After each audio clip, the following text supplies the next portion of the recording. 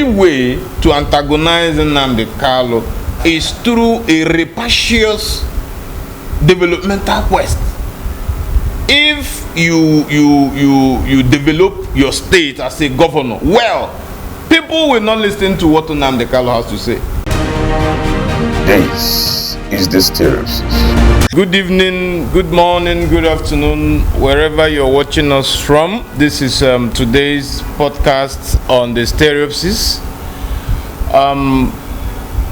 There is a very vital topic which is everywhere on social media about the utterances of Peter Obi in condemning the actions of the IPOB.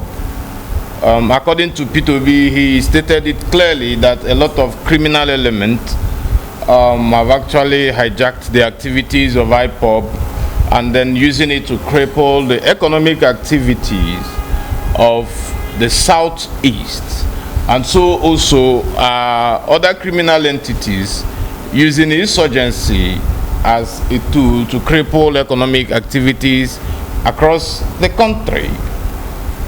Chukwuma, what are your thoughts on what Peter Obi have said? Because a lot of reactions, netizens have actually reacted, some very positive and some very negative. A lot very negative, especially from the opposition cycle. Yeah. But Peter Obi is correct, because yes, the spokesperson of the IPOB has repeatedly maintained that sit at home for more than 2 years is more powerful. Has repeatedly said that this is not from them. They are not in support of sit at home. So, and Simon Ekpa also made a statement that Peter Obi has turned to the spokesperson of IPOB. So there is, I think there's a conflict of ideology between what Nnamdi Kanu believes in and what Simon Ekpa is preaching. Is preaching. So from Nnamdi Kanu, we knew then Nnamdi believed was preaching referendum, going about and then using peaceful means rallies, demonstration, and then going. I was very vocal against the herdsmen invading farms in the southeast. Yes, I think those were the basic reason why ESN was actually established, and he wanted them to go into the bush and chase them out of the southeast. Yes. I think that was.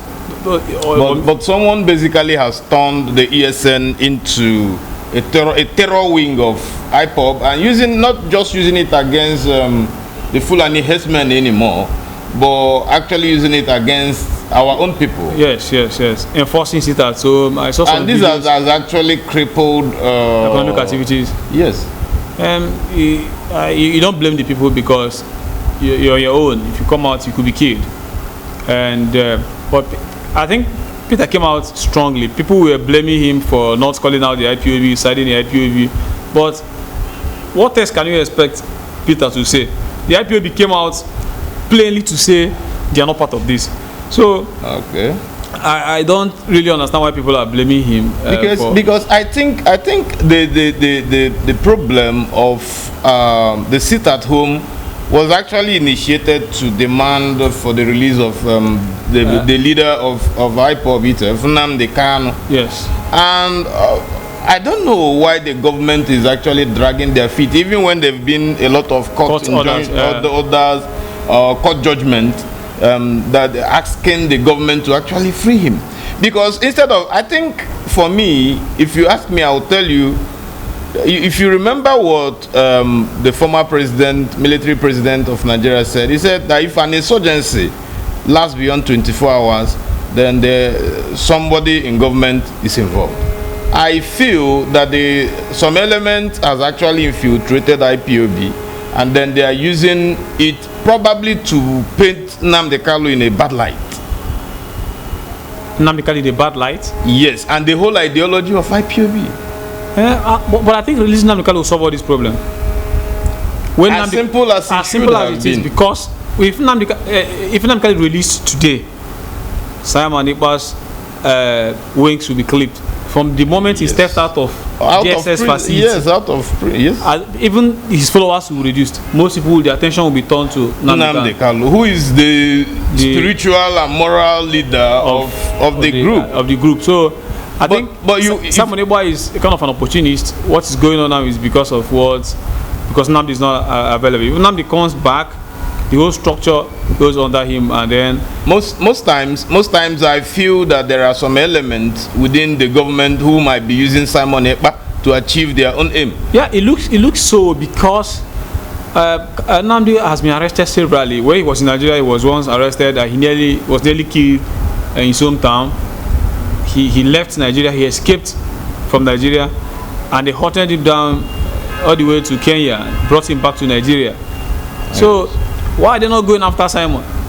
That is very, very unfortunate that they're not going after Simon is doing everything in Finland. Simon is very free as a bird. Nnamdi was really chased everywhere he went. But I don't know. Like you said, I think something is not very right. I feel that there is something fishy about the person. Nnamdi Kanu, to the best of my own knowledge, is very sincere about his quest for Biafra. He's not really interested in because you see most times he will dissuade people from shedding innocent blood. The only time he actually reacted aggressively was when Ikonso was killed. Because Ikonso on his own part was actually wasn't actually fighting against our people in the east. He was fighting against the marauding Fulani headsmen that were in the bushes doing kidnapping, and then. But if I can remember clearly, the last appearance he had, I think when the day he had an altercation with one of the DSS high court. Yes. I think he had a footage where he made a statement. He was saying something like, "I am here because of my people, and my people should not be killed." Yes. I can remember that particular video. It was a very short clip. Yes, of course. That they asked him something concerning what's going on in Southeast. He said, "That's why I'm here. I don't think it's right for my people to be killed." You understand? Still be killed. I think that is why this is one of the reasons I've always advocated that for there to be peace in the Southeast. Now, the Southeast governors, what I've always said is that instead of fighting that Nnamdi Kanu, because I think the problem is that a lot of the Southeast governors are afraid of the influence that Nnamdi Kanu has. Yeah, that's so. They want him to. In fact, they favor the continuous altercation of Nnamdi Kanu. But that is not the security, the solution to the security challenges in the Southeast. I think Nnamdi being released will solve a lot of our problems. This is at home will go.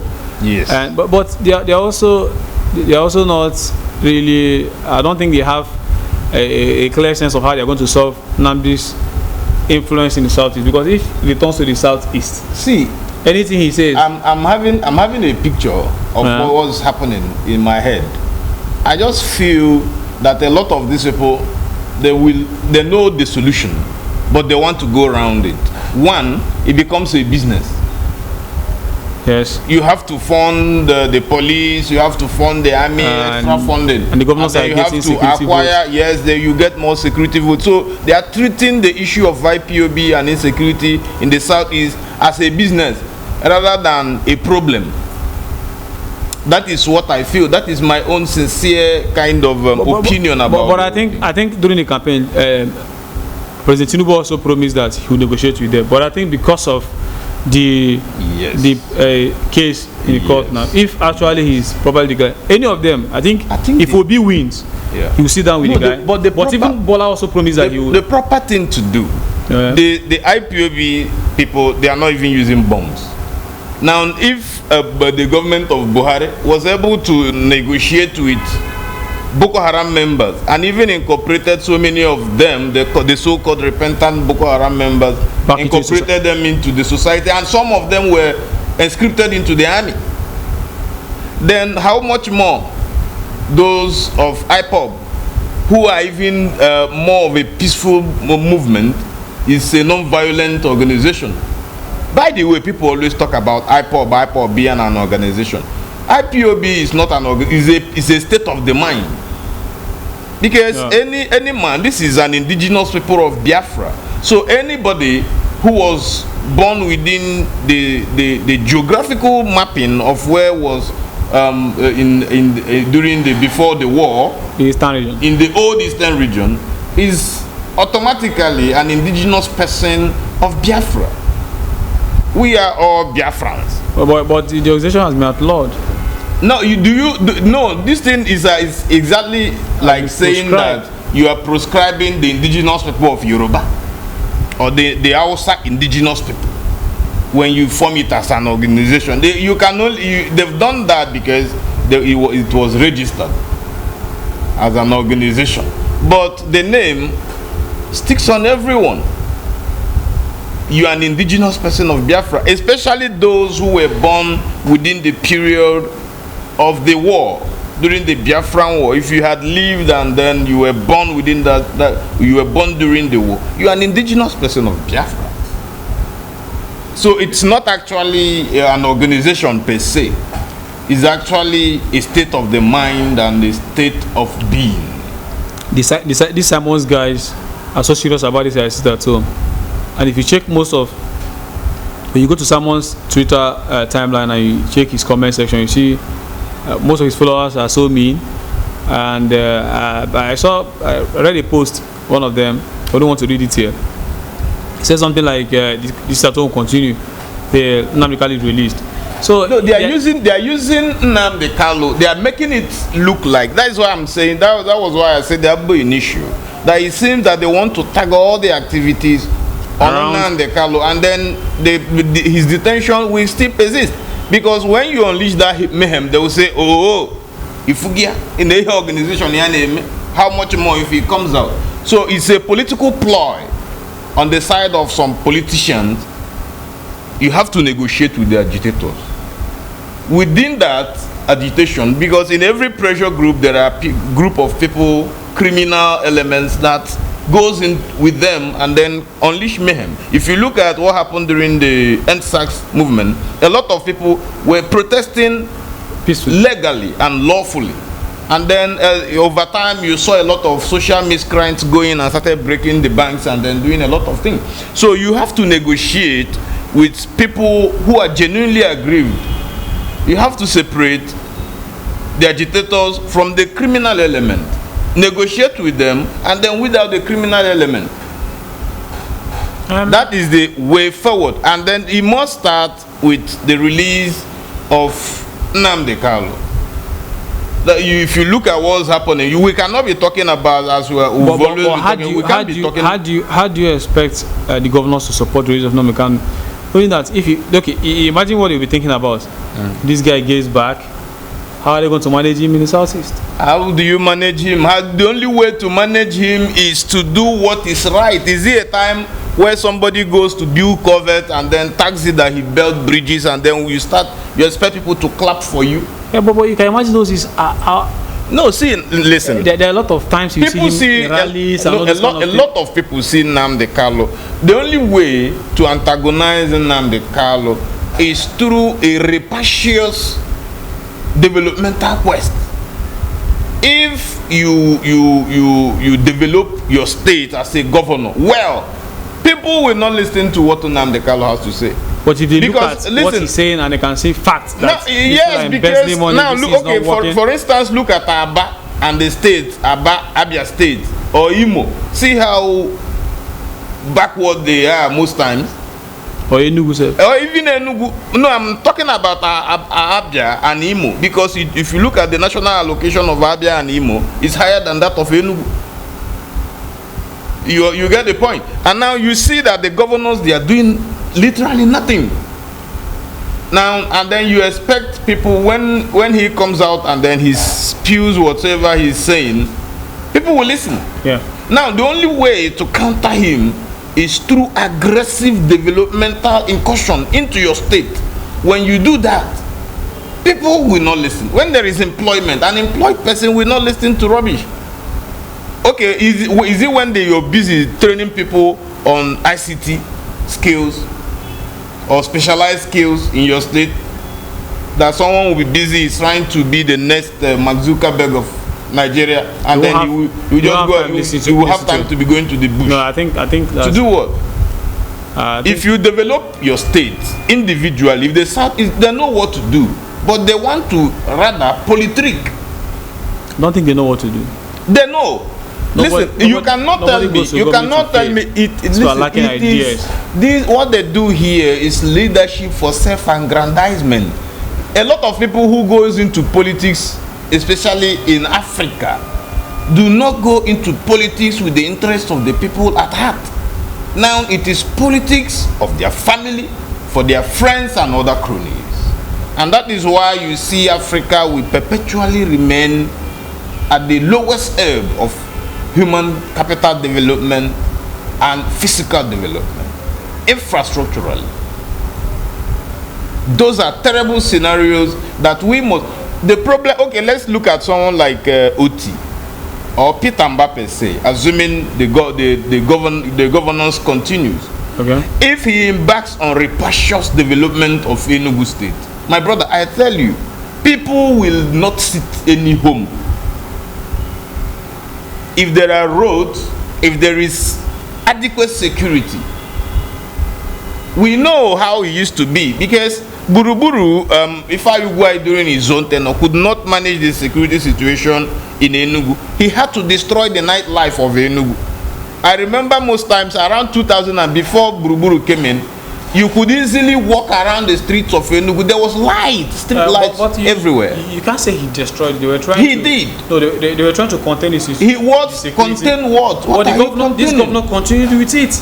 Now what? It. No, what? The current government continued with it. No, it takes time. This is less than 100 days in office. So what this is something. Listen, what has he done differently? This is something that someone has destroyed for like more than 6 years. What has he done differently? Now this is This is what. Listen to this carefully. You've destroyed something for like, to destroy something is easier than fixing it. Buruburu came and under Chimaroke, there was no aggressive nightlife in Enugu. He took Sullivan, his first tenure, to revive the nightlife in Enugu with what? Good roads, electricity, security. You get the point? Then the nightlife in Enugu. Do you know that in a city that has nightlife, you make more money at night than during the day? Yeah, taxis and all those things at night. Huh? Businesses at night. Yes. Do you know how many people goes out to clubbing? Do you know how many? Jesus Christ of Nazareth. Now, if you fix the state to function the way it should, this insurrection personally will go down. Okay. To do that, you don't just need to pay lip service to it. Maybe going to China and you are getting Hyundai in Korea. You must empower our own people too to do some of those things. Not just bring your own friend and then give him contract to go and import Hyundai for the police. I tell you that Nahajiri Mota, that Hyundai